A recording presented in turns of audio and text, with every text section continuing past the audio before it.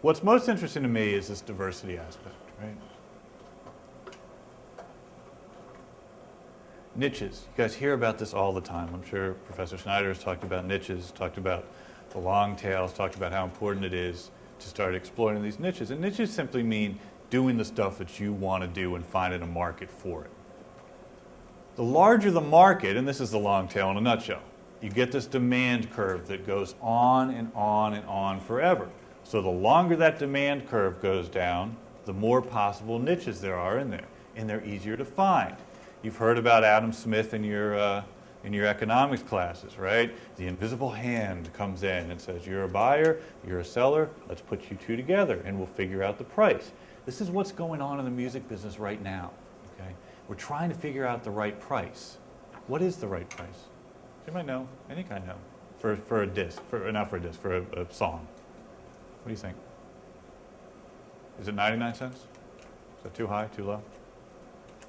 You don't care. I know free is really the price that you want. I think the price is probably about 35 cents. Right? I think at 35 cents, people will say, I will pay for this song rather than going to LimeWire or whatever and risking getting some, virus or half a song or scrolling through stuff. And that's opportunity cost, right?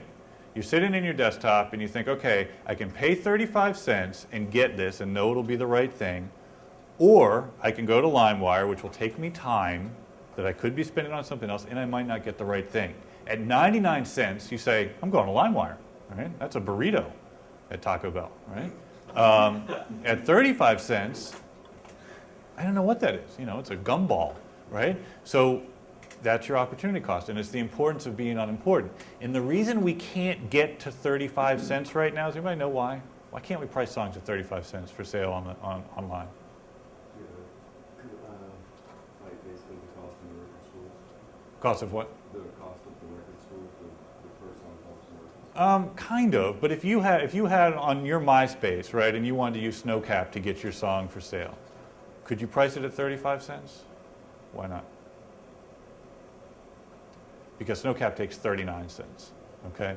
So you'd be losing 4 cents on every song. And what that is called the transaction cost, right? In order for a market to operate efficiently, you have to lower transaction costs. It has to be something where if I want to sell a song for 35 cents, I can't give Sean Fanning 39 cents, right? So I need to lower that. And I frankly find it unconscionable that Snowcap would charge 39 cents for this. Do you know where they got that number? Has anybody done the math on that? What does iTunes take? Know?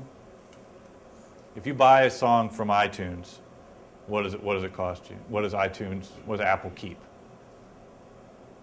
So 99 cents, Apple keeps 30 cents, right? 30% fee right off the bat.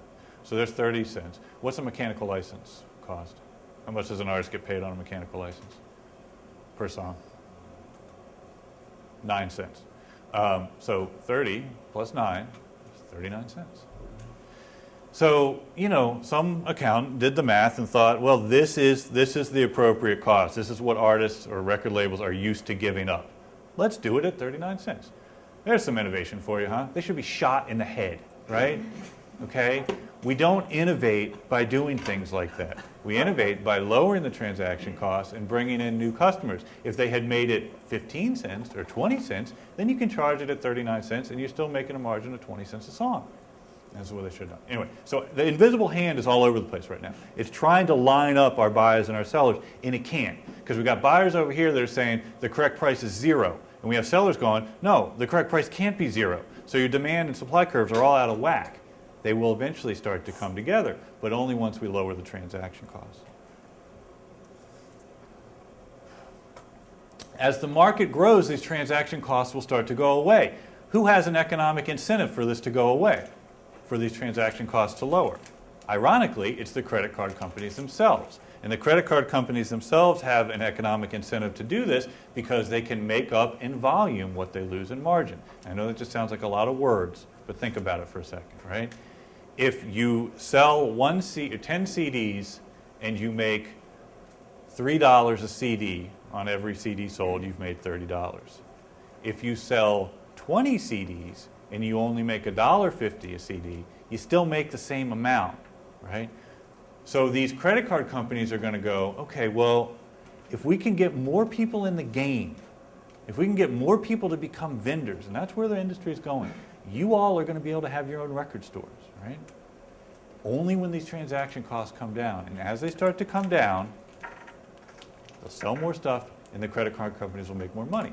So in the next year or two, you're going to start seeing PayPal and Visa and MasterCard and all these people coming down and saying micropayments are going to start to be accepted. And that's really our big hurdle. It's not the RIAA, it's not any of these other things, it's micropayments. And that will come down because there's an economic incentive to it. RIAA has an economic incentive to keep things status quo, and they're losing the battle.